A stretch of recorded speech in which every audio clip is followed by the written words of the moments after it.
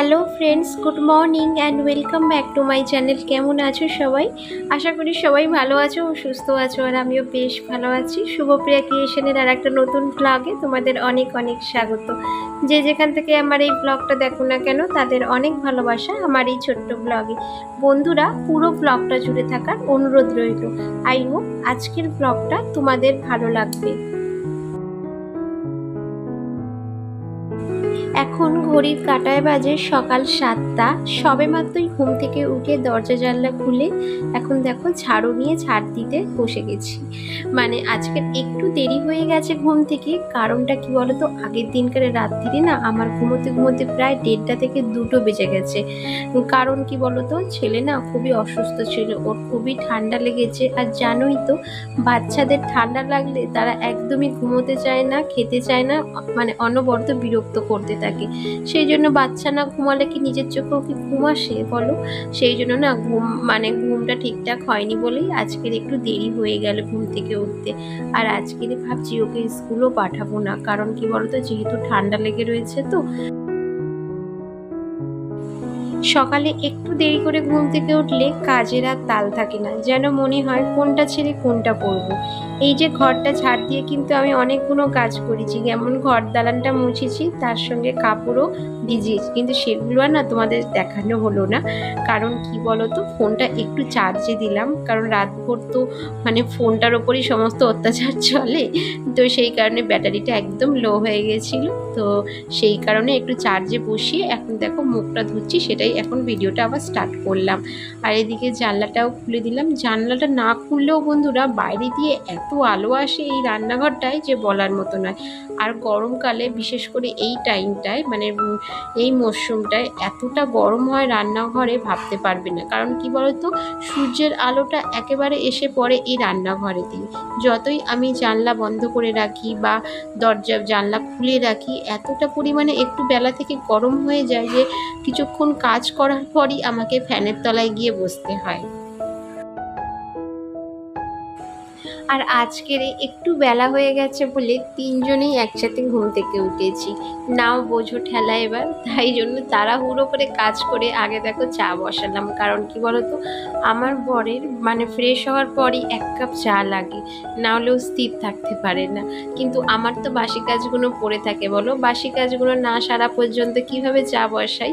তাও যা হোক করে একটু ম্যানেজ করে নিয়ে ওকে বসিয়ে রেখে কাজকর্মগুলো সেরে তারপরেই চাটা বসালাম। আর দেখবে, সকালবেলা হাজার কাজ করার পরও 1 কাপ চা না খেলে তারপরে যেন আর কোনোভাবেই শরীর চলে না, কাজ করার এনার্জি আর থাকে না। তো চলো, এখন সকালের ব্রেকফাস্টটাও রেডি করে নিচ্ছি। এই যে একটা সবজি বানিয়েছি রুটি খাওয়ার জন্য। এটার মধ্যে আছে পটল, একটু ঝিঙে, আলু, কাঁচা লঙ্কা দিয়ে একটা হালকা পাতলা একটা সবজি বানিয়েছি। আর এই যে দেখো রুটিটাও করে নিচ্ছি। আজকে সকালের ব্রেকফাস্টে রয়েছে রুটি আর সবজি। বন্ধুরা, আগে 2-1টা ভ্লগে অনেক দিদিভাইরা খুব সুন্দর সুন্দর কমেন্ট করেছো, তো তাদের অসংখ্য অসংখ্য ধন্যবাদ। তোমরা যদি আমার ভিডিও রেগুলার দেখে থাকো তো তোমাদের অসংখ্য ধন্যবাদ। কিন্তু একটা কথা বলতে চাই যে এখন না ভিডিওতে একদম ভিউজ আসছে না, জানি না কি কারণটা, সেটা কি তোমাদের সাথেও হচ্ছে? আর সাবস্ক্রাইবারের ব্যাপারটা তো আমি জানলাম একটা দিদিভাইয়ের ভিডিও দেখে, তো তারও সাবস্ক্রাইবার এইভাবেই কমছে। কিন্তু একটা কথা বলতে চাই, এইভাবে ভিউজটা কেন কমছে সেটা কি তোমরা বলতে পারো? তাহলে অবশ্যই একটু কমেন্ট করে জানিও তো। আর কিভাবে ভিডিও বানালে একটু ভিউজ পাওয়া যাবে। তো আমার না বারবার কি মনে হয় বলো তো, হয়তো আমারই কোথাও ভুল হচ্ছে ভিডিও আপলোড করতে, বা ভিডিওর টাইটেল, থাম্বনেল, ডেসক্রিপশানে কোনো রকম কি কোনো ভুল হচ্ছে কি? তো তোমাদের যদি কোথাও কিছু মনে হয় তাহলে অবশ্যই একটু কমেন্ট করে জানিও। আর সিঙ্কে দেখছো গাদা খানিক বাসন বাসন মাজতে মাজতে তোমাদের সাথে গল্পও করে নিলাম, আর আমার বাসনগুলোও মাজা হয়ে গেল। বেশ ভালো লাগে জানো তো তোমাদের সাথে গল্প করতে। একদিন ভিডিওতে লিপ না দিলে মনে হয় তোমাদের সাথে কথা বলাই হলো না। যেমন আগের দিনকারের ভিডিওটায় আমি কোনো রকম লিপ দিইনি, আর সেটাতে না একদম ভিউজ আসেনি, ওই 10 থেকে 12 হয়ে পড়ে রয়েছে। যারা ভিডিও দেখো তারা নিশ্চয়ই দেখেছো।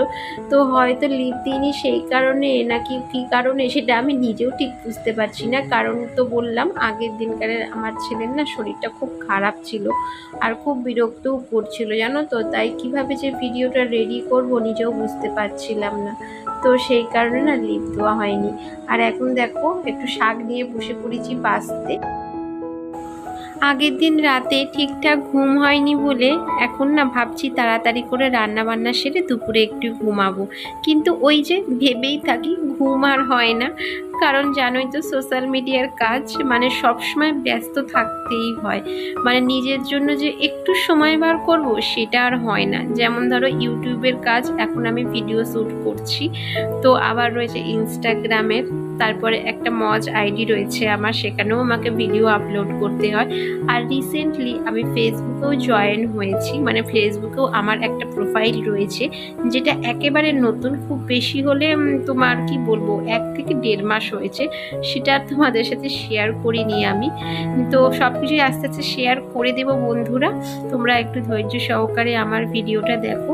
কিন্তু কি বলতো, নিজে একটু নিজের পায়ে না দাঁড়াতে পারলে না কোনো কিছুই যেন ভালো লাগে না।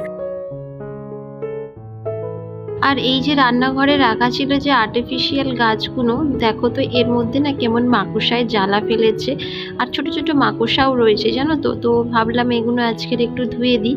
কাজের ফাঁকে ফাঁকে যদি এই কাজগুলো না করি না একেবারে ধুলো নোংরা জমে একাকার হয়ে যায়। আর দেখছো গাছগুলো কিভাবে আটকানো, এই যে শোলার মধ্যে একটা ছোট ছোট টব রয়েছে, আর তার মধ্যে না রয়েছে কতগুলো স্টোন, মানে একটা সেই চিনে মাটি টাইপের সাদা রঙের যে মাটিগুলো হয় সেগুলো নেই। আমি যে 2-3টে গাছ কিনেছিলাম আগে, তার মধ্যে না কি সুন্দর মানে চিনে মাটির মতো সাদা সাদা মাটি দিয়ে আটকানো রয়েছে, কিন্তু এগুলো আবার দেখছি শোলা দিয়ে আটকানো। এগুলো আর বেশি দিন থাকবে না দেখে তো মনে হয়।